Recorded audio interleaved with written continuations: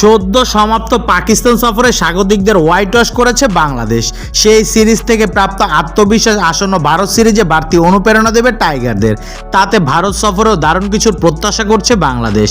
তবে দীনেশ কার্তিক মনে করেন বাংলাদেশকে সহজেই হারাবে ভারত। ক্রিকেট ভিত্তিক ভারতীয় অনলাইন পোর্টাল পিকবাজকে কার্তিক বলছেন, ভারতের মাটিতে ভারতকে হারানো বাংলাদেশের জন্য কঠিন চ্যালেঞ্জ। এমনকি লাল বলে ভারতকে হারানোর মতো সামর্থ্য বাংলাদেশের আছে কিনা তা নিয়েও প্রশ্ন তুলছেন কার্তিক। ভারতের সাবেক এই ক্রিকেটার বলেন, ব্যক্তিগতভাবে আমার সেটা মনে হয় না। ভারতকে ভারতের মাটিতে হারানো বিশাল এক চ্যালেঞ্জ। বাংলাদেশ পাকিস্তানে ভালো খেলেছে, কিন্তু আমার মনে হয় না বাংলাদেশকে হারাতে ভারতের তেমন সমস্যা হবে। বাংলাদেশের বিপক্ষে সিরিজে পেস বান্ধব উইকেটে খেলতে পারে ভারত। কার্তিক বলছেন, আমার মনে হয় ভারত কিছুটা পেস বান্ধব উইকেটে খেলতে পারে। বাংলাদেশকে হারানোর এটা ভালো কৌশল জেনেই তারা এটা করতে পারে। এছাড়া অস্ট্রেলিয়ার বিপক্ষে টেস্ট সিরিজের প্রস্তুতি আছে। আমার মনে হয় তারা দুই স্পিনার রবিচন্দ্রন আশ্বিন ও রবীন্দ্র জাদেজার পাশাপাশি 3 ফাস্ট বোলার খেলাতে পারে।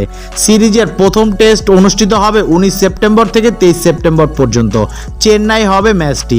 এরপর 27 সেপ্টেম্বর থেকে 1 অক্টোবর পর্যন্ত কানপুরে সিরিজের দ্বিতীয় ও শেষ টেস্ট।